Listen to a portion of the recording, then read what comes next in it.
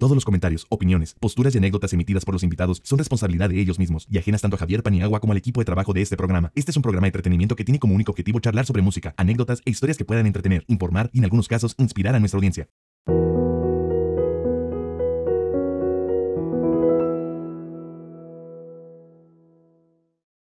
Familia querida, bienvenidos sean a este nuevo episodio. Como saben, en el marco del music business siempre buscamos traer a personalidades destacadas de esta industria. Y hoy está conmigo, una persona, ya platicaremos sobre su carrera, pero básicamente ha estado en el marketing musical durante ya muchos años. Ana Villacorta.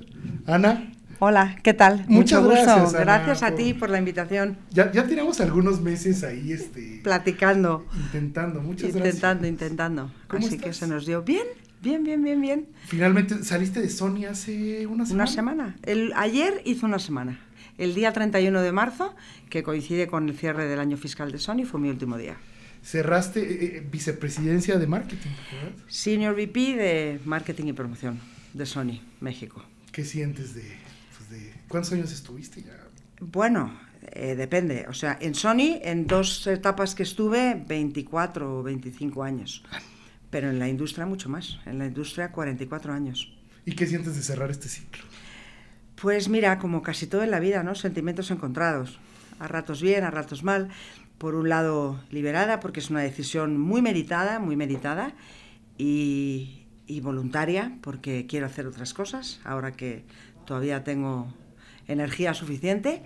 Pero por otro lado, obviamente, pues una sensación de pérdida, ¿no? Porque al final, y bueno, sobre todo en esta compañía tan maravillosa que es Sony México, porque voy a seguir ligada a la industria de otra manera, o sea, no es un cierre total, pero de una manera diferente, y obviamente pues no es lo mismo, ¿no?, que estar con el equipo, además el equipo maravilloso que tiene esta compañía. Justo me platicabas que ahora vas a hacer consultorías y te lo vas a llevar un poco más tranquilo. Sí, me lo voy a llevar un poquito más tranquilo, voy a ser consultora externa, tengo un par de clientes, uno de ellos Sony, y bueno, la idea es trabajar básicamente para ciertos proyectos en España, pero también en alguna cuestión de asesoría un poquito más de organizativo, sobre las organizaciones de las empresas o sobre diferentes procesos o maneras de integración entre los equipos y esa asesoría pues de alguien que lleva muchos años en la industria, en las compañías y que sabe muy bien qué es lo que funciona y qué es lo que podría funcionar mejor, digámoslo así. Ana, ¿qué es el marketing dentro de la industria de la música? Qué pregunta tan complicada. Pues bueno, el marketing yo creo que es conjugar una serie de herramientas, empezando por las humanas, empezando por la herramienta más importante, que puede que sea falta de respeto, pero lo digo con todo el respeto del mundo, la principal herramienta es el propio artista. Pero sí, conjugar y manejar ese conjunto de herramientas que son, desde luego, el artista, más todos nuestros socios, empezando por los socios de los medios como tú, con las plataformas, con los managers, con las compañías de otros países, para llevar la música de los artistas lo más lejos posibles. Y resumiendo, en realidad es muy fácil, por lo menos en la teoría, que es que aquí está el artista y aquí está su audiencia, y nosotros lo que hacemos es tender los puentes o fortalecer los puentes para que el artista se comunique con su audiencia de la mejor manera posible. Y eso es lo que ha ido cambiando a lo largo de los años, esos puentes. Justo quería preguntarte eso, o sea, ¿cómo has visto, a ti te tocó obviamente todo el boom de los medios tradicionales, ahora los medios digitales, ¿cómo han ido cambiando esos puentes? Pues han cambiado muchísimo, empezando por lo más básico, que es la comunicación. Ya no me refiero a la comunicación de los medios de comunicación, sino a la comunicación entre los diferentes mercados. Yo empecé mi carrera en España, tras un breve paso como label manager de Anglo, luego hice muchos años explotación internacional y obviamente mi principal mercado era Latinoamérica, aunque también trabajé algunas cosas en Europa. Pero bueno, pues cuando yo empecé no había ni fax, nos comunicábamos por telex, que eran unas cintitas amarillas que se agujereaban, tiqui, tiqui, tiqui, tiqui, y las escribías y luego ya te conectabas y las pasabas así todas. Entonces, para empezar eso era, y bueno, y el teléfono, claro, Pero desde eso, hasta que obviamente en esos años eran única y exclusivamente los medios tradicionales, desde luego la radio era un medio importantísimo, y lo sigue siendo, claro, la prensa, la televisión y poco más. Y obviamente el punto de venta, que era importantísimo, claro, los puntos de venta, las tiendas. Y ahí para usted de contar. Oye, Ana, ¿cómo? Sé que cada artista es muy diferente y cada proyecto es distinto, pero en términos generales, ¿cómo se ejecuta una campaña de marketing? Bueno, pues se ejecuta idealmente desde que se concibe el tema, porque hoy en día siempre ha estado ligado, pero hoy en día no se puede concebir el marketing sin el AR. Porque de ahí empieza de qué tipo de música esté haciendo, qué tipo de propuesta, a qué tipo de público hay, si hay una colaboración, qué esperas con esa colaboración. Y desde ahí empieza, porque ahí empieza ya a crearse contenido, que es una de las cosas como esto que estamos haciendo, creación de contenido, que hace 44 años no existía, pero que ahora es la base de todo. Entonces los artistas, es más, hay veces que empiezan colaboraciones o proyectos en sus redes sociales incluso antes de que se metan al estudio, mucho antes de que se metan al estudio. Entonces te diría que hay muchos pasos, pero todos basados en la comunicación entre el artista y su audiencia, como te decía antes, por medio de las redes sociales. Y definitivamente cuando ya está el tema hecho, o además de la presencia del artista, evidentemente están las campañas de marketing, que bueno, son bastante diferentes de lo que eran antes, ¿no? Ahora, yo por ejemplo lo hablo con el equipo, ¿no? Porque dentro del equipo de marketing que tenía, está el marketing, como lo llamamos, el equipo de marketing y el equipo de marketing digital. Y hablábamos en los últimos tiempos que esa nomenclatura se ha quedado completamente obsoleta, porque hoy en día todo el marketing es digital. Cuando hacemos una entrevista con un artista con el que tú acabas de estar para un podcast, pues es marketing digital. Entonces, todo lo que hacemos hoy en día, porque hasta cuando hacemos medios tradicionales, hasta cuando hacemos una firma de autógrafos, o hacemos, por ejemplo, un show o un programa de televisión, al final todo tiene repercusión generalmente más amplia en las redes sociales del artista y de la gente que en el propio canal, o sea que incluso la promoción tradicional, como la entendemos, prensa, televisión, una firma de autógrafos, un show o lo que fuera, termina convirtiéndose en marketing digital, no solo para el país que estés trabajando, sino para el mundo, porque obviamente hoy todo es mundial y global. Oye, pero ahora, ¿cuál es el reto, Ana, de hoy en día la oferta es enorme? Enorme. ¿No? O sea, muchos artistas todos los días lanzan música. Desde tu trinchera, ¿cómo lograbas que tus proyectos se salieran un poco de la caja? Bueno, pues yo creo que básicamente, insisto, desde la música, desde la propuesta artística, porque hace ya muchos años que los artistas ya no son cantantes. Antes era un cantante. Y ahora un artista es una cosa muchísimo más global. Y entonces eso es determinante para poder sobresalir. Porque por más esfuerzos de marketing y por más inversiones de marketing y por más propuestas de marketing que se hagan, si no hay una propuesta honesta por parte del artista y real, es muy difícil el destacar. Y luego, por supuesto, pues es importantísimo lo que nosotros llamamos el rollout o release flow, que es cómo vas a ir construyendo la comunicación, porque en un mundo con tantísima sobreinformación como hay ahora, realmente si entras y sales, apareces y desapareces, es como si no hicieras nada. Entonces realmente sí es vital tener una propuesta de comunicación, una narrativa, lo que ahora se llama storytelling, pero que en realidad es lo que toda la vida ha sido, una historia, que contar una propuesta. Tienes que tener una propuesta coherente, una propuesta sólida y comunicarla de manera adecuada. Entonces es fundamental los tiempos, fundamental cómo vas a comunicarlo, el tipo de contenido que hagas, que sea lo más orgánico posible, de manera que vayas comunicando tu proyecto poco a poco y consiguiendo mantener informada a tu audiencia, obviamente, y lo más difícil, ¿no?, que es conseguir nuevas audiencias. Ana, ahora digo, el artista, más allá de, obviamente, hacer música, es un cronista y es un contador de historias. Completamente. Y el artista, sin la misma música, cuenta una historia. Claro. ¿Cómo tú crees que un artista emergente puede ir desarrollando su narrativa?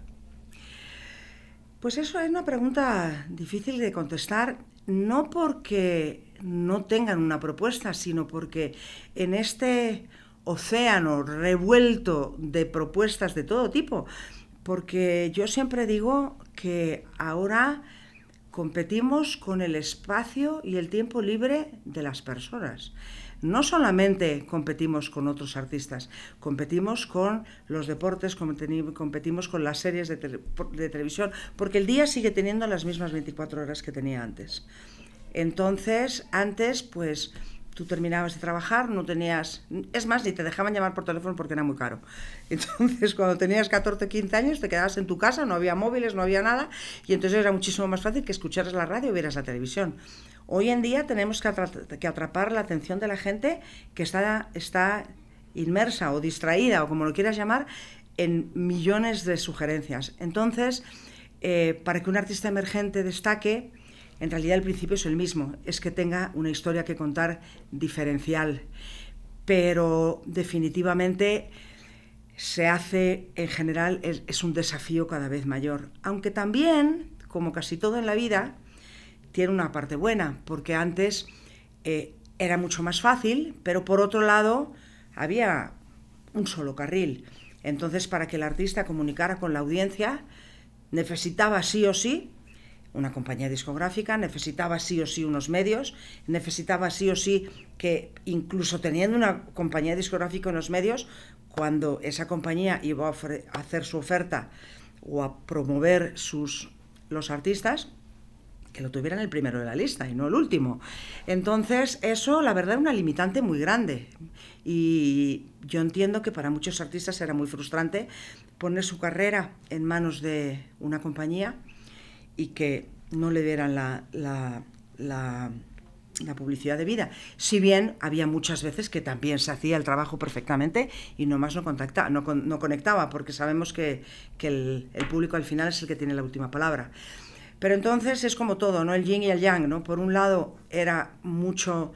Una vez que estabas en el carril correcto era mucho más fácil porque no había de otra, ¿no? Tú ponías la tele y había lo que había, la radio había lo que había, la prensa, las promociones, la promoción personal, los festivales de radio, los viajes internacionales y entonces dentro de todo era más fácil conseguir el objetivo, pero por otro lado mucho más limitado y sin embargo ahora pues hay muchos artistas que de hecho salen, la mayoría de ellos hoy en día salen de manera espontánea y somos más bien las compañías las que captamos el talento una vez que ha florecido por la propia propuesta del artista.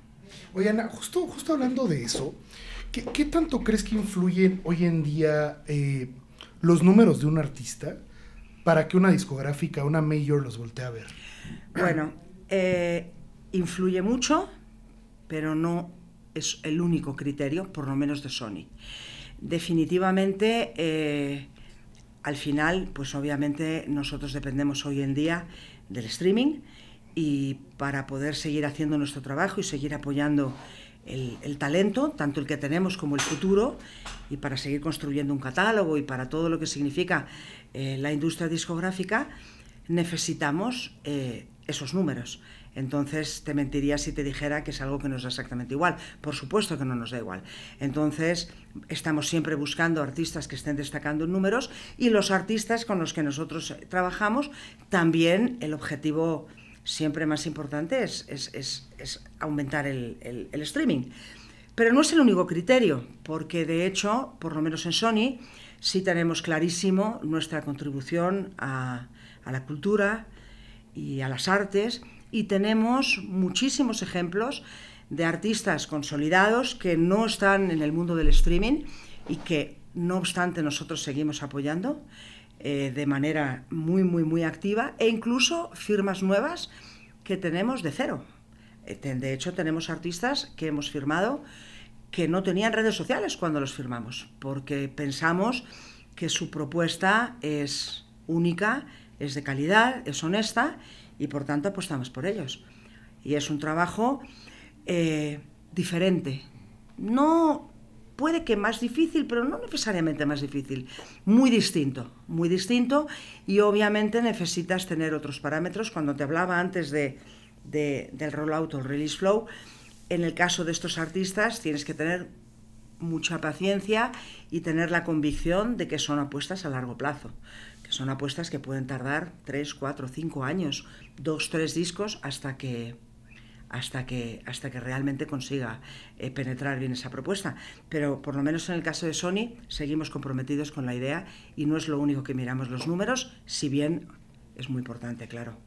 Oye, Ana, hablando del marketing y de la figura pública del artista, ¿cómo se lleva un manejo de crisis cuando un artista se mete en una polémica? ¿Qué trabajo tienen que hacer ustedes? Bueno, mira, yo creo que el primer trabajo que hay que hacer es el de la contención.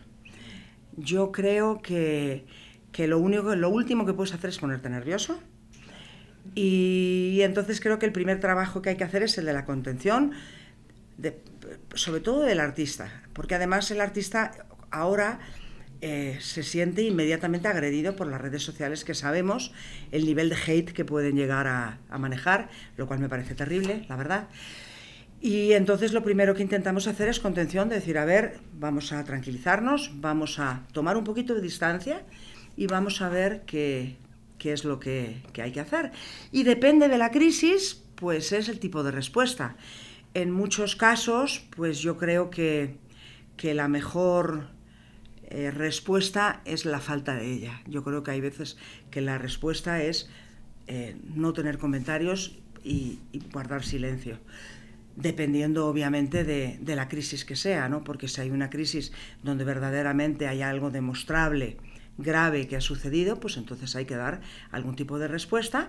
Y bueno, nosotros en los coachings que hacemos con los artistas y con los managers hablamos de estos, pero también en algunas ocasiones hemos contratado servicios externos para manejos de crisis. Alguna vez platiqué con Chuy Navarro justo, de Rake, ¿no? Me platicaba en algún momento a él lo molestaba mucho la prensa, ¿no? Y me platicó que lo que hicieron fue contratar un manager de crisis, pero de políticos. Claro. Porque dicen que son los mejores. Exactamente, ¿no? exactamente.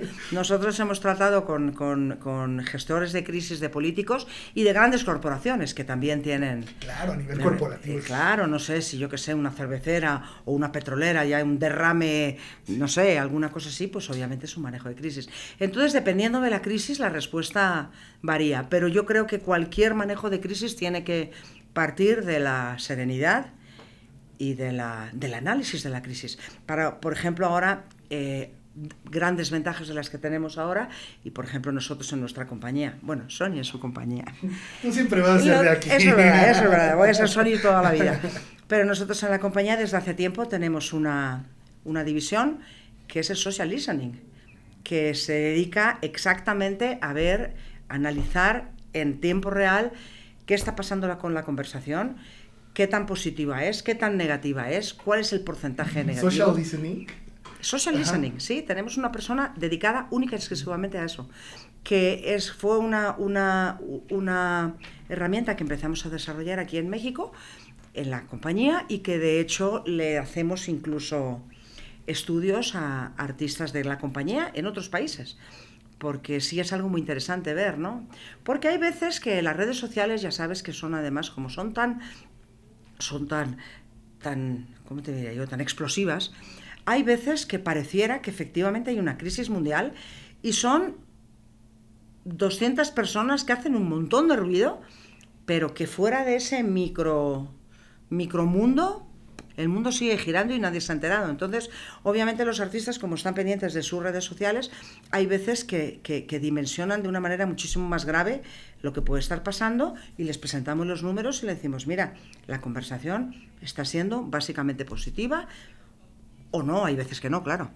O neutra, que es que nosotros le llamamos conversación neutra a cuando un medio se hace eco de una noticia pero no expresa una opinión particular. Y medios digitales, el social listening que hacemos es todo lo que pasa en el mundo digital.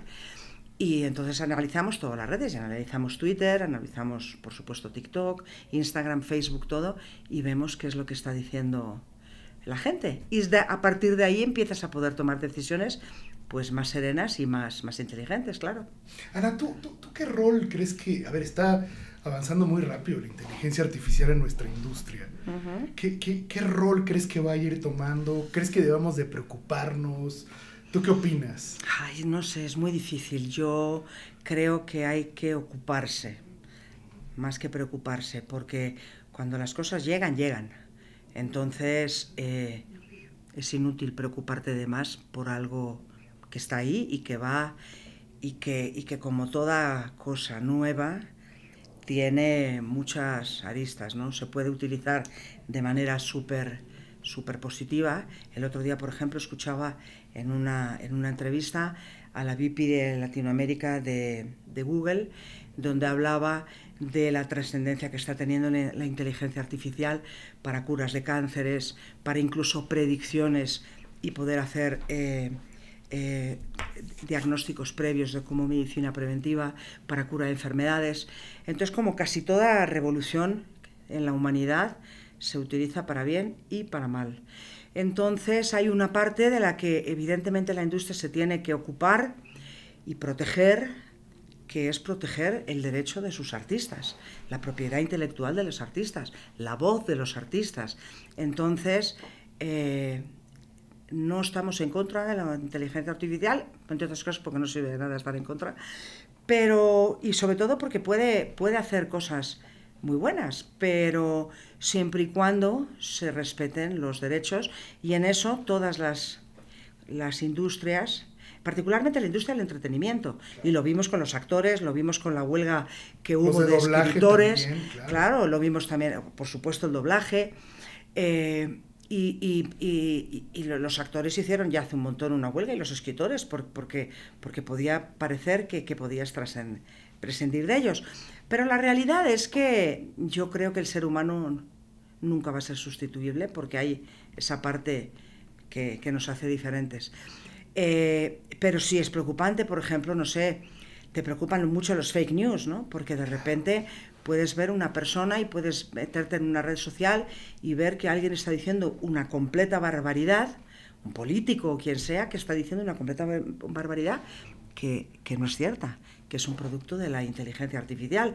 Entonces, eso nos obliga a nosotros como consumidores, ya no estoy hablando de ejecutiva de industria, sino yo como consumidora, y invito a todo el mundo que tengan ciertos anclajes de medios que les parezcan serios y creíbles y honestos para contrastar las noticias, porque ya no sirve, dices, no es que lo vi, claro, porque uno cuando veía algo, tú veías una persona en televisión diciendo lo que fuera y te parecería bien o mal, pero era verdad que la persona se estaba diciendo. Sin embargo, hoy en día no es así. Entonces, es un arma de doble filo, como casi todos los inventos o descubrimientos que ha hecho la humanidad a lo largo de los siglos, y se puede manejar bien o mal.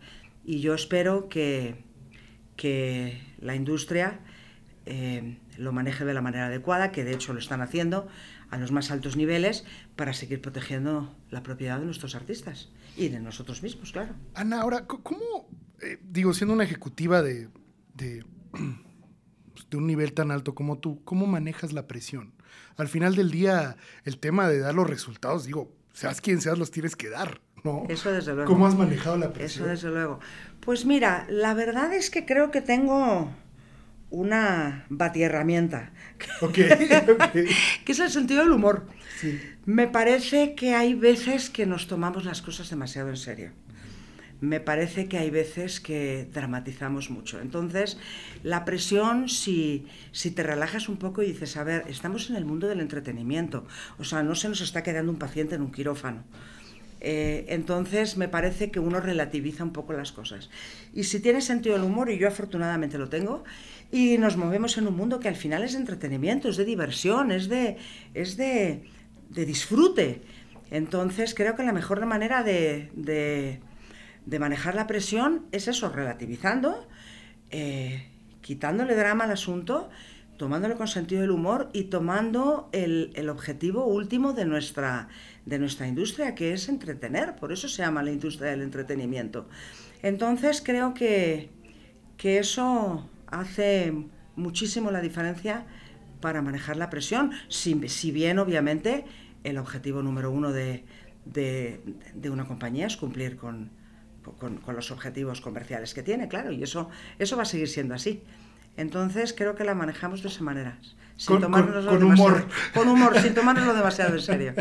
En fin, matizando, con la seriedad que requiere, por supuesto, la cosa. Sí. Pero relativizando, y cuando hay una situación de crisis, pues bueno, y siendo un poco, en ese sentido, un poco zen, ¿no? Decir, bueno, pues si esto ya ha pasado, pues ya ha pasado y ya pasó. Entonces, no regodearte en ese asunto, sino ver cómo puedes darle la vuelta, cómo puedes solucionarlo, cómo puedes revertirlo, y bueno, y asumiendo que hay veces que las cosas no salen como uno quiere. Ana, ¿tú cómo crees que ha evolucionado el papel de la disquera dentro de la industria? Porque me parece que antes la disquera tenía mucho más poder que ahora. Muchísimo más. Muchísimo más. Y como siempre, ¿no? La vida es dual. Entonces, el papel de la disquera ha cambiado muchísimo, porque como te decía antes, ¿no? El papel de nuestra industria es conectar al público con su audiencia, y antes todo pasaba por unos canales muy concretos de los que hemos hablado, que además manejaba la disquera. Claro. Y sin embargo ahora el artista se comunica directamente con la audiencia sin necesidad de la disquera. ¿Significa esto que el papel de la disquera es irrelevante? En mi opinión, por supuesto que no, porque creo que la disquera sigue haciendo la diferencia. No por ello es gratuito que tengamos personas de muchísima experiencia, con muchísimo conocimiento, con muchísimas herramientas para magnificar y potenciar todos los assets que tiene ese artista. Entonces, desde la AIR, como siempre, que todo parte siempre. Para los que no sepan bien lo que es la AIR, significa artistas y repertorio, que es básicamente la música. Todo lo artístico. Todo lo ¿no? artístico. Todo lo artístico. Pero desde ahí, obviamente, la cartera de clientes, de contactos, el conocimiento de qué es lo que está pasando en la industria, como para poder aconsejar al artista, hasta obviamente la parte del marketing, hasta la parte comercial, que antes eran las tiendas, pero que ahora son las plataformas. Entonces, realmente no es lo mismo, o sea, se calcula que se suben a las plataformas entre 140 y 160.000 temas diarios, todos los días. No solamente canciones, ¿no? También hay, pues ya sabes, el ruido blanco, todas estas cosas que... Podcast, meditación... Lo que sea, pero al final ahí arriba está. Entonces, el papel de la disquera a la hora de hablar con las plataformas para impulsar el buen posicionamiento de los temas, las campañas de marketing que hacemos, el social listening que te contaba, los planes de relaciones públicas, el conocimiento que tenemos, creo que eso tiene un enorme valor, y por eso nosotros nos congratulamos de seguir teniendo muchísimos artistas firmados como artistas, porque creemos, y ellos obviamente lo creen también, que les damos un valor añadido importante a su carrera. Si bien el papel ha cambiado mucho, en realidad la función es la misma, que es acompañar al artista en su carrera. La función y el objetivo es el mismo. Antes se les acompañaba de una manera y ahora se les acompaña de otra, pero el objetivo siempre es el mismo, y para ello tenemos pues estrategias y personas altamente capacitadas, cada una en su lugar, para hacer eso posible. ¿Tú crees que hoy, siendo honestos, Ana, es más difícil hoy ser un artista emergente que antes, por la sobreoferta de música que hay? No sé bien qué contestarte. ¿Es más difícil destacar? Sí, por la sobreoferta que hay, pero también es más fácil poner tu propuesta de valor encima de la mesa, porque como volvemos un poco a lo de antes, ¿no? Antes era menos difícil destacar porque pues había veces que tenías un solo programa de televisión, salías en ese programa de televisión y ya habías destacado, pero era muy difícil llegar a ser el que llegaba a ese programa de televisión. Y hoy, sin embargo, lo vemos todos los días. de artistas que empiezan ellos en sus redes, pues en su momento en YouTube, ahora TikTok, pero es algo que irá, bueno, en su momento en Napster. Claro, o sea, desde que empezó la era digital, MySpace, todas estas cosas que sucedieron, porque esto ha sido una evolución rapidísima en 15 años. Pero entonces por eso es raro, porque sí, por otro lado, un artista emergente tiene todas las posibilidades del mundo de poner su propuesta encima de la mesa, aunque luego también es cierto que cuantos más platos hay en la mesa, más difícil es elegir, pero también es mejor poder llegar a la mesa que no quedarte en la cocina, ¿no? Entonces, es una combinación de muchas cosas. Si tú estuvieras asesorando a un artista emergente hoy,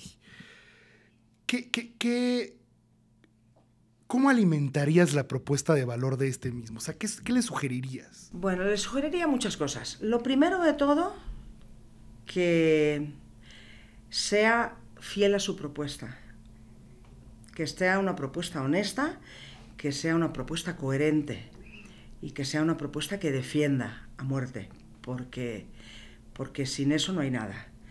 Esa sería tal vez mi primera sugerencia. La segunda sugerencia, que además de ser un artista, un ser con unos talentos especiales que otras personas no tenemos, no deja de ser una profesión y un trabajo, y hay que tomárselo con la seriedad que merece una profesión. Entonces, igual que una persona que trabaja en un banco no se permite el lujo de llegar 1 hora tarde porque whatever, pues los artistas también tienen que cumplir con su profesión. Y es un trabajo duro, es un trabajo que obviamente las personas ven solamente la parte divertida, ¿no? Pero hay muchísimo trabajo detrás y cada día más, porque cada día hay que atender más cosas. Lo sabemos. Yo, por ejemplo, cuando le presentamos un plan de marketing a los artistas, yo entiendo que verdaderamente digan, no es posible, pero y entonces ahora la entrevista, pero y ahora el podcast, pero y ahora las fotos, pero y ahora estoy en la camioneta y tengo que hacer un TikTok diciendo que whatever. Yo entiendo que es tremendo, pero bueno, es lo que sucede hoy en día. Ese sería otro enorme consejo que haría. Tercer consejo, que tengan paciencia, que tengan resiliencia. Porque sabemos que no siempre las cosas suceden en la primera. Cuarto consejo, que tengan claro que tiene... ¿cómo te diría yo? No me gusta la palabra vaivén, no me sale la palabra exacta, pero que sí hay montañas y valles y que no siempre estás en el mismo nivel de éxito y que es normal. Que lo que sería anormal es que un artista esté toda la vida en el nivel absoluto de éxito y que es algo normal y que es algo que no tiene por qué deprimirte o pensar que tu carrera está acabada. Entonces, creo que serían esos los consejos así que se me vienen a la cabeza. ¿Te ha tocado sin duda alguna, además de atestiguar pues la carrera de muchos artistas exitosísimos? Pues digo, también como consumidor has visto y sabes, Ana, que hay artistas, no sé, como José Alfredo Jiménez, Luis Miguel, que trascienden y son atemporales. Claro. ¿Tú qué cualidades ves en los artistas que logran verdaderamente trascender? Mira, se me pasó otro consejo importantísimo que tiene un poco que ver con esto, que es cuidar a tu audiencia y cuidar a tu público. Ese es un consejo que daría en la pregunta anterior, pero que tiene mucho que ver con esta. Realmente todos esos artistas que tú nombras, a lo largo de sus carreras fueron coherentes. Creo que siguieron más o menos todos los consejos que di anteriormente. El del trabajo no siempre, pero creo que siguieron esos consejos y creo que luego hay algo, esa cosa intangible que tiene el arte, no solamente la música, sino un pintor, una película, una serie, una fotografía, esa magia que sucede cuando el artista o su audiencia llegan en una comunión total que trasciende a generaciones, porque lo vemos continuamente, y en México en particular, con el país musical que es y el público tan fiel que es el público mexicano, como vemos constantemente. Yo siempre que voy a los conciertos, que es una de las partes más importantes del trabajo, ir a los conciertos de tus artistas y ver qué pasa o qué no pasa. Me consta porque te he visto en todos. En todos, efectivamente. Y es muy importante para ver qué pasa, muchas veces para ver qué pasa y otras tantas para ver qué es lo que no pasa. Y que debería pasar, claro. Entonces, pero tú que también vas muchos a conciertos, verás continuamente padres con sus hijos y hasta abuelos con sus nietos. Entonces, esa magia que sucede, ojalá la conociéramos. Es que es algo etéreo, ¿no? Es algo etéreo, es algo intangible, porque si fuera así, pues tendríamos esos artistas todos los días. Claro. Todo el rato. No, y también insisto, si las disqueras tuvieran el poder que se cree, pues crearían pero por un supuesto, Luis Miguel al mes. Pero por supuesto. Y hay algo que está más allá, que es, bueno, pues esa chispa, esa estrella, esa magia que hace que sean únicos, irrepetibles y perdurables. Oye, Ana, y eso no se puede explicar. A ver, al final del día, siendo honestos, trabajas con artistas que son seres complejos en algunos momentos, hay ego mucho en algún momento. ¿Cómo lograste desarrollar el tacto para, bueno, al final del día tú también estás del lado de la compañía? Claro. Y te toca a veces, bueno, ejecutar órdenes. ¿Cómo el tacto para negociar con ellos? Pues creo que es una combinación de cosas. Hay una cuestión personal que creo que me facilitó muchísimo la tarea. Y es que estuve casada muchos años con un manager. Entonces, el hecho de estar día a día con una persona que está, no del otro lado, porque estamos en el mismo lado, pero haciendo cosas diferentes, que hay veces que pueden incluso chocar, claro, pues te hace entender el punto de vista del artista y de su manager de una manera diferente. Entonces, esa condición personal que tuve yo, que fue muy afortunada definitivamente, creo que me ayudó bastante. Y creo, y vuelvo un poco al asunto cuando hablábamos de las crisis y de la presión, que creo que también el tener sentido del humor, el ser empático, intentar entender el punto de vista del otro. Yo siempre tengo muy en cuenta que para un ejecutivo su carrera está en hacer bien su trabajo en líneas generales y en tener un equilibrio positivo, obviamente, en la balanza de las cosas que te salen bien a las cosas que no te salen tan bien. Y entonces, dentro de eso, es más fácil, cuando un proyecto no está funcionando, pues dices, bueno, pues entonces en lugar de dedicarme a este proyecto, me dedico a este, que sí está moviendo la cola. Pero claro, el hecho de que tú tomes esa decisión, que es una decisión que te toca, porque para eso eres ejecutivo, indudablemente conlleva que ese artista que solamente tiene su carrera y que lo único que le interesa y que le importa y que lo hace vibrar es su propia carrera, pues obviamente esas decisiones le afectan de una manera terrible, para bien, pero algunas veces para mal.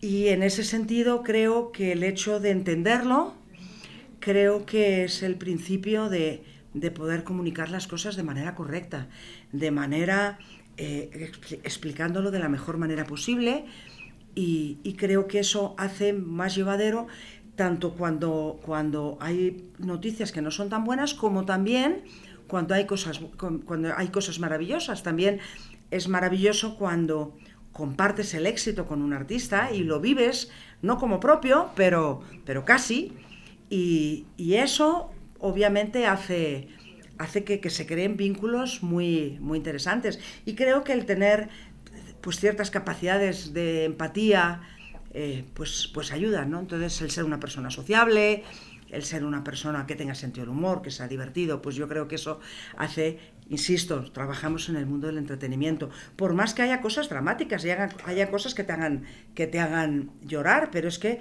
parte del entretenimiento es eso, ¿no? El que en tu tiempo libre te dediques, como diría José José, ¿no? A saborear tu dolor, ¿no? Claro. Ana, ahora, te tocó a ti trabajar con muchas figuras del rock en español, con Héroes del Silencio, con Cerati, ¿no? Con Cerati menos, pero sí, también con el maestro Cerati, desde luego. Estuviste ahí con ellos. ¿Tú crees que resurja el rock en español? ¿En qué momento lo ves ahora? Mira, es que claro, ¿qué es resurgir? Porque evidentemente tú vas al Vive Latino y sigues viendo 70.000 personas todos los días. Y venden más que nunca ahorita. Y sigues viendo que Panteón Rococó. Entonces, no parece que tengan que resurgir de sus cenizas. Los mismos Héroes del Silencio, o Soda Stereo cuando se volvieron a reunir para hacer esa gira, o los fabulosos Cadillacs cada vez que se reúnen, los mismos Héroes del Silencio cuando regresaron. Entonces, yo no me atrevería a decir a resurgir. Sí es cierto que no están saliendo muchas nuevas propuestas de esos géneros. Eso sí es cierto. Y yo creo que, como todo, es cíclico. Como todo es cíclico. No están surgiendo muchas en el rock en español, porque, por ejemplo, en el indie anglo hay un montón de oferta también. Incluso en el indie español, en música en español. Y tú ves así festivales un poquito más indie, donde hay un montón de bandas que siguen llenando estadios en sus países y que siguen con una propuesta musical. Entonces yo creo que hay para todo el mundo, y efectivamente ha habido unos años donde ha habido una homogeneidad muy grande del reggaetón, que ahora ya está diluyéndose un poco. Entonces yo creo que hay lugar para todos, y que si bien no es como la época dorada del rock, que fue en los 70s o en los 60s o en los 80s, pero creo que sigue habiendo espacio para ellos. Oye, Ana, ahora, tú, a ver, estuviste en prácticamente todas las disqueras, ¿no? Te faltó en Universal, no, pero mira, ¿estuviste en RCA? Bueno, a ver, vayamos por Vayamos por partes. Yo empecé en 1981, o sea, 44 años, perdón. Felicidades. Y estuve en RCA, que en realidad es esta compañía, porque RCA luego fue parte de BMG, luego parte de Sony BMG y luego parte de Sony. Estuve apenas un año y enseguida de ahí me fui a EMI. Okay. En EMI estuve 13 años. Después con EMI fue con la que vine a Latinoamérica. EMI compra Hispavox, ¿verdad? Claro, sí. Claro. De hecho yo era EMI, y cuando EMI compra Hispavox, yo hacía ya explotación internacional en EMI. Okay. Yo, por ejemplo, en EMI en esa época trabajaba mucho con Diango, trabajaba con Rocío Jurado, que de hecho ahí conocí a mi marido, que era manager de Rocío Jurado. Te tocó Alaska, por supuesto. Eso ya de Hispavox. Claro. Entonces, cuando EMI compra Hispavox, el director de internacional, Luis Calvo, que era un histórico de la industria, porque Hispavox era una compañía independiente súper poderosa, particularmente en Latinoamérica. Tenía desde Rafael, Perales, Paloma San Basilio, quien tú quisieras. Entonces, cuando EMI compra Hispavox, se unifican varios departamentos, entre ellos el de internacional, con este señor a la cabeza, y ahí empiezo a trabajar los artistas Hispavox. Empiezo a trabajar, Perales ya se había ido, y Rafael también, pero trabajé mucho con Paloma San Basilio, trabajé mucho con Alberto Cortés. Wow. Un hombre divertidísimo. Trabajé mucho, obviamente, con Alaska, con Locomía, que era Hispavox, pero eso ya era después de la fusión. Luego ya después de la fusión, trabajé con El Último de la Fila, trabajé con Gabinete Caligari, con Loquillo y los Trogloditas, con Héroes del Silencio, no sé. Oye, ¿qué fue la movida madrileña y cómo te tocó vivirla a ti? Bueno, la movida madrileña fue una maravilla. La movida madrileña tuvo una coyuntura muy especial, que fue la muerte de Franco, que murió en el año 75, y a partir de ahí empezó a haber una eclosión artística tremendísima, y yo pues estaba pues ahí, claro, súper feliz, porque era justamente cuando yo tenía en mis 20 y tantos años, y hacía mis pininos también musicales. Teníamos incluso una banda de electropop. Era Metal y K, ¿no? Metal y K, efectivamente. Sí. Y con esa banda actuamos en el Rocola, que era como el Marquí, o como en su momento el Rockstock de México. Claro, claro. O sea, el lugar mítico, por ejemplo, el año ese que estuve yo en RCA, me tocó ser label manager, asistente de label manager de Anglo, y sacamos el primer disco de Depeche Mode. Wow. Speak and Spell. Y de hecho, el primer concierto que hizo Depeche Mode en España fue en el Rocola, en el mismo sitio donde toqué yo, obviamente con más gente que yo. Claro. Pero ahí estábamos, Obviamente ellos sí cobraron, ¿no? Ellos sí, efectivamente, ellos sí cobraron. Entonces la viví de manera directa e indirecta y de todas las maneras posibles, porque fue una explosión que lo que más creo que más ha permeado ha sido la música. Pero no era solamente la música, era la moda, era el cine, bueno, el mismo Almodóvar, ¿no? Claro. Es producto completamente y parte, de hecho yo compartí escenario también con Almodóvar, ¿no? En el mismo día, él tenía un grupo, que ahora mismo no me acuerdo cómo se llama, pero tenía una canción que se llamaba Gran Ganga, que era todo un hit. Obviamente era como un divertimento para él, ¿no? Porque lo suyo era el cine. Había diseñadores, había modistas, la moda de España de los años 80 fue un momento muy importante de moda, sobre todo en un lista que no existía. También la pintura, ¿no? La pintura, todo. Mucha poesía, escritores. Todo. Fue una eclosión cultural verdaderamente histórica, me atrevería a decir que histórica. ¿Cómo fue? A ti te tocó gestionar, sin duda alguna, la apertura de Héroes del Silencio a Alemania y a países... El primer viaje lo hicimos juntos en una camioneta, desde Madrid a Berlín. Porque mi jefe en esa época, la verdad es que en ese momento no confiaba mucho porque eran los discos físicos y habían sacado, no se me va a olvidar nunca, sacaron 2000 CDs a la venta, cuando te hablo de los años 80, donde se vendían millones. Imagínate en Alemania, con el mercado que era, los millones de discos que se podía vender. Y entonces salieron esos 2000 discos a la venta y se agotaron. Y entonces iban a fabricar, no sé, 1000 más o lo que fuera. Y me acuerdo que yo fui muy oronda a contárselo a mi jefe, muy emocionada. Y me dijo, Anita, 2000 discos, una porquería, hombre. Tenías razón. Contrastado con los millones. Tenías razón, pero yo le decía, sí, tienes razón, pero lo importante es que se vendieron. Claro. Y que van a hacer otros 1000 más. Total, para no hacerte el cuento largo, los invitaron a ellos a un concierto, que todavía me acuerdo el nombre, que era antirracista, en Berlín, que se llamaba Yo también soy extranjero, que es la única cosa que se dice en alemán, Ich bin ein Ausländer o algo parecido. Okay. Y nos invitaron porque éramos españoles, claro. Y obviamente no pagaban gastos ni pagaban nada. Entonces con el manager, que era un gran manager, nos pusimos de acuerdo y dijimos, venga, vámonos en camioneta. Y allí nos fuimos. Les fue increíblemente bien. Allí había ejecutivos de la compañía que ya habían hecho para que los invitaran ahí, y empezó a pasar eso maravilloso, histórico, que pasó con los Héroes del Silencio, que yo lo viví en primera persona, primero en Alemania y luego aquí en México. También me tocó los inicios de Héroes del Silencio en México. Pero claro, lo de México era como bastante evidente, porque por eran el los idioma, años, claro. por el idioma y porque era el momento del rock en español, en fin, era otra cosa, ¿no? De hecho, yo al contrario, no presionaba mucho a la compañía mexicana de EMI en ese momento porque me parecía que no hacían lo suficiente, porque ellos estaban más en la onda de Mijares y de tal, y yo venía aquí con mis rockeros. Es que lo veías de ver el fenómeno en Alemania. Claro, y decías, pero la verdad, lo de Alemania, yo me acuerdo luego que fuimos a un concierto, no me acuerdo dónde ya, en Alemania, de estos, eran ellos solos, no era un festival. Porque en esa época yo creo que ni había festivales, bueno, había 2 o 3 festivales, pero no tanto como ahora. Y eran ellos solos, y cuando yo vi, no sé, allí había 40 o 50.000 personas, todos alemanes, porque además se les ve enseguida físicamente, claro. Que no eran españoles, ni latinos, ni nada parecido, todos cantando las canciones de Héroes del Silencio en español, esas letras tan complicadas que tenían los Héroes del Silencio, ¿no? Y yo los miraba, no me lo podía creer, decía, ¿qué es esto? ¿Qué está pasando? ¿Qué está pasando? ¿Qué está pasando?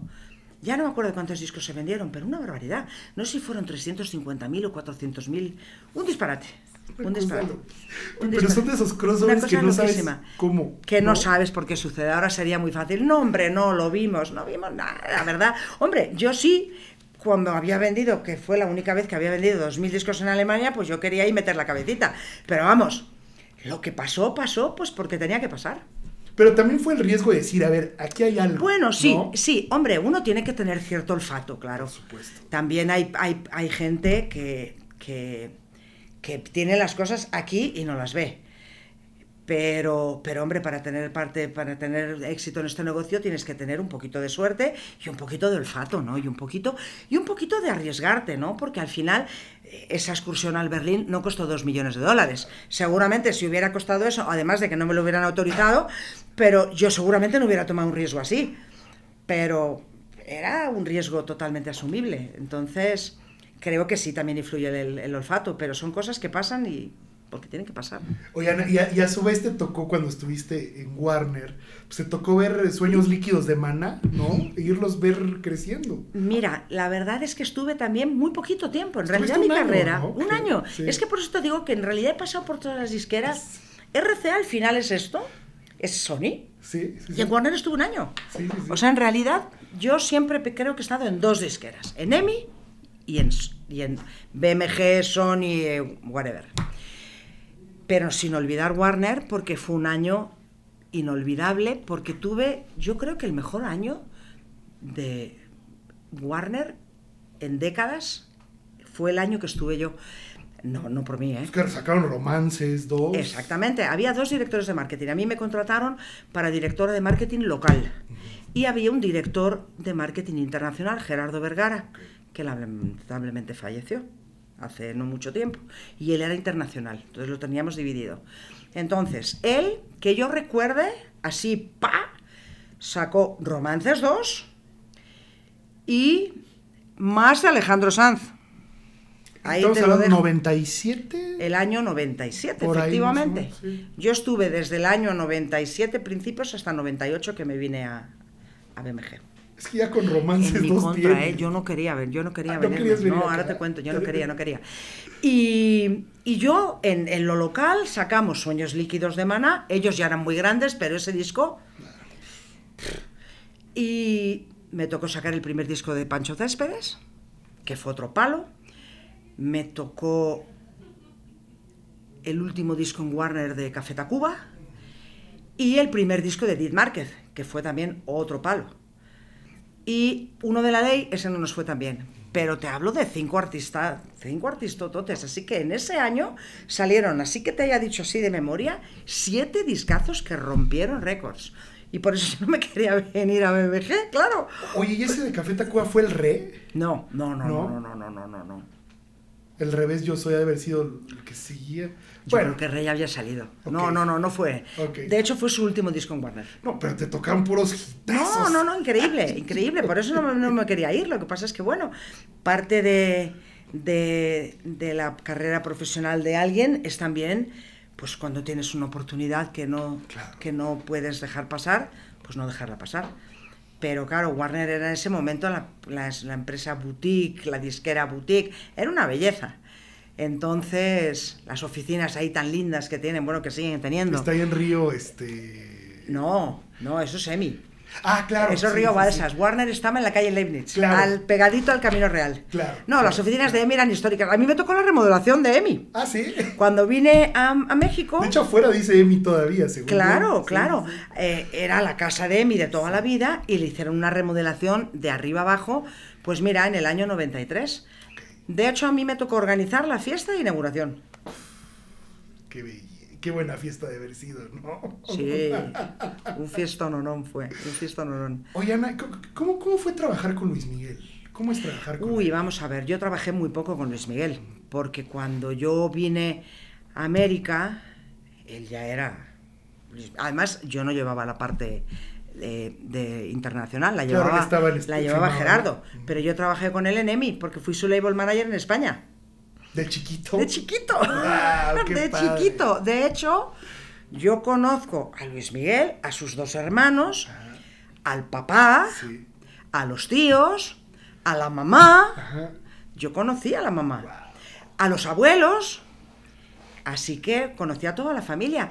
Entonces, ¿cómo fue trabajar con Luis Miguel? Pues muy raro, porque claro, en ese momento Luis Miguel era muy grande ya en México, no tanto en Latinoamérica, bueno, en Latinoamérica también, pero en España no existía.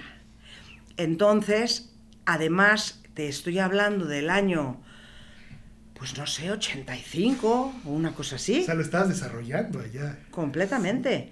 Y que en España además estábamos en un momento completamente diferente, como hablábamos, la movida madrileña, Almodóvar, en fin, otra cosa completamente diferente. Y venía este chico todo trajeado, cantando así baladas, y fue difícil, fue difícil. Y la verdad es que cuando yo me fui, no habíamos avanzado ni medio metro, ¿Y te lo encontraste No, cuando después, me fui, no, fue él el que se marchó.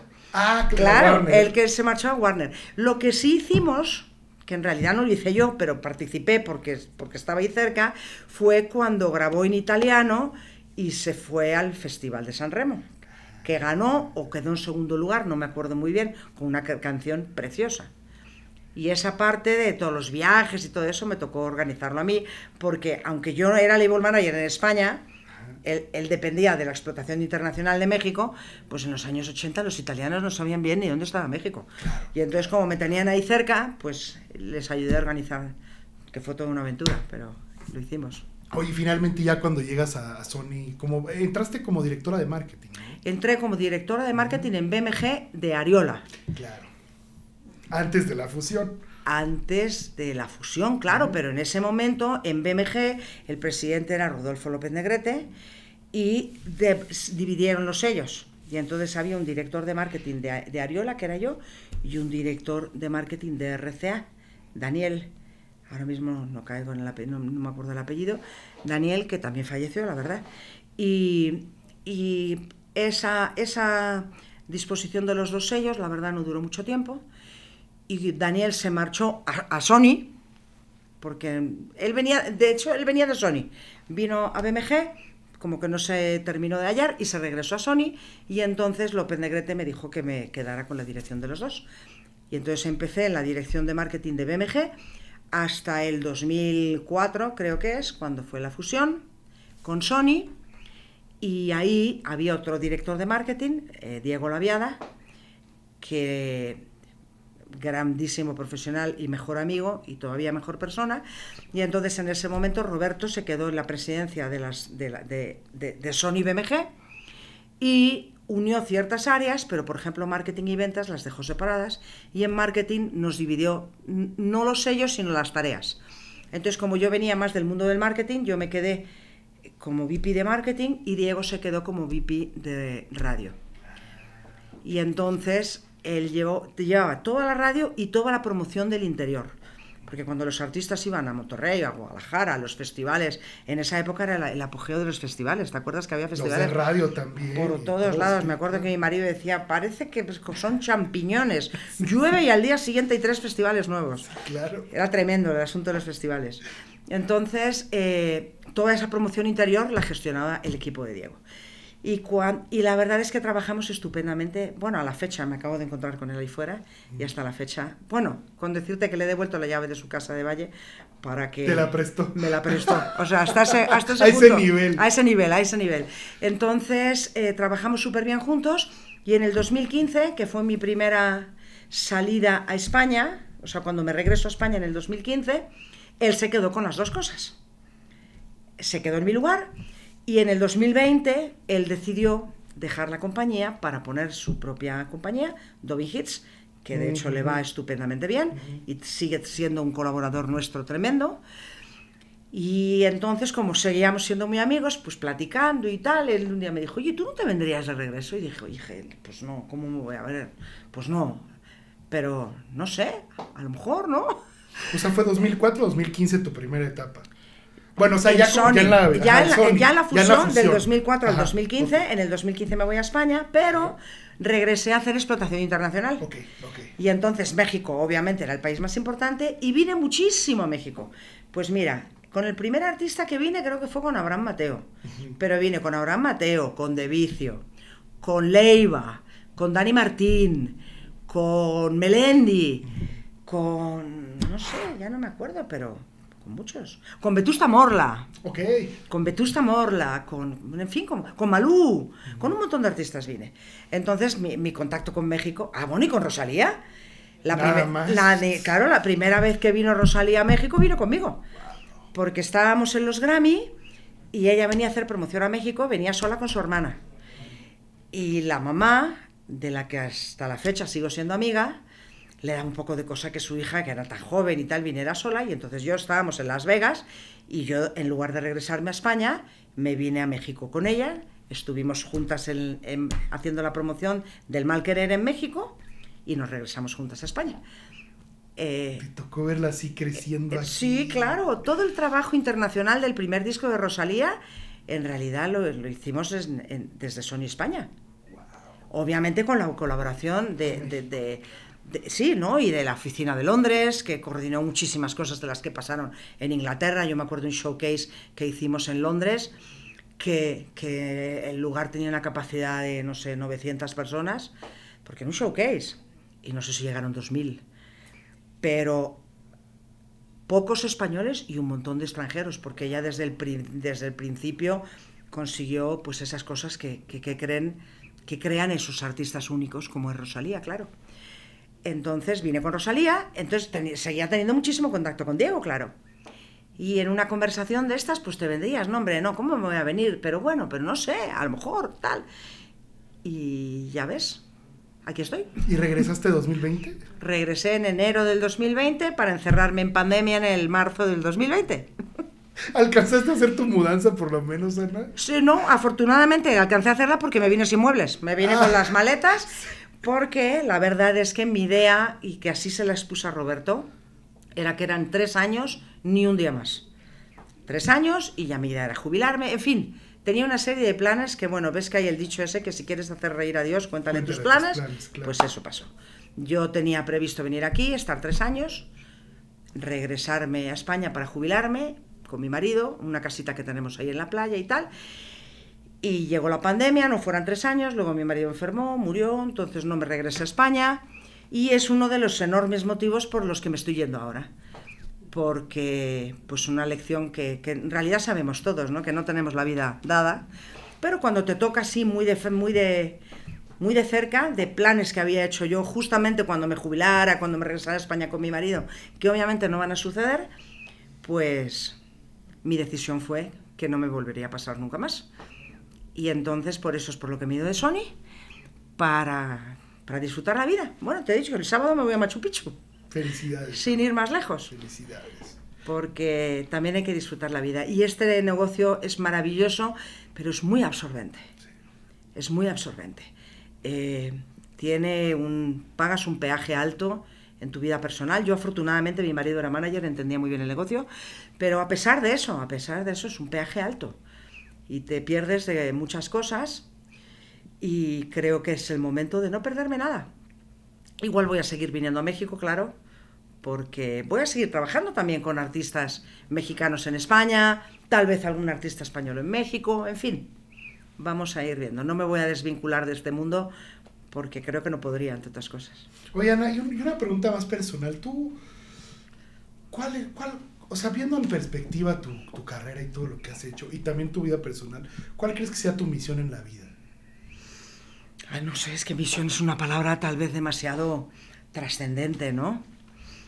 No sé si llamarlo misión. Me parece una palabra que está destinada a personas mucho más notables que yo. Pero bueno, poniéndolo en perspectiva, pues no sé, yo creo que mi misión... Pues fíjate que no lo había pensado, pero creo que de algo de lo... No sé si es mi misión, pero sí es algo de lo que estoy orgullosa, es que en tantos años de carrera creo que tengo más amigos que enemigos. Algún enemigo por ahí tendré, pero que yo sepa no tengo muchos. Y creo que he sido honesta, que he sabido hacer equipo. Y creo que, no sé si es una misión que tengo, pero sí ha sido un resultado de mi trabajo, que sí creo que he contribuido a desarrollar a muchas generaciones de ejecutivos. Y creo que también le he aportado algunas cosas a las carreras de algunos artistas. Entonces, no sé si misión es una palabra demasiado así, pero sí creo que ha sido una característica que he conseguido crear equipos de trabajo a los que les he enseñado ciertas cosas. Ana, como última pregunta, ¿qué consejo le puedes dar a las nuevas personas que quieren dedicarse a este negocio, a esta industria tan apasionante, pero tan compleja a la vez, ¿no? Consejos. Lo primero, que les apasione lo que hacen, porque es un mundo apasionante y te tiene que apasionarte. Eso aplica a cualquier trabajo, ¿no? Pero muy en particular. A las nuevas generaciones, que tengan un poquito más de paciencia. Porque una de las bellezas de este trabajo es que, a pesar de llevar 44 años en la industria, mi equipo de marketing, la mayoría de ellos son bebés. Entonces, eso me ha hecho estar siempre actualizada, no tanto en cuestiones de tecnología, que estoy 1000 años por detrás, pero sí en cuestión de hablar con ellos, de qué piensan, de qué les pasa. Y muchas de las cosas que le digo a los chicos jóvenes cuando se me acercan, porque aquí he tenido programas de mentoring con bastantes ejecutivos, y de hecho siempre les digo que tengan un poquito de paciencia. La gente joven tiene poca paciencia, lo quiere todo ya. Y bueno, también un consejo vital, no perder la curiosidad.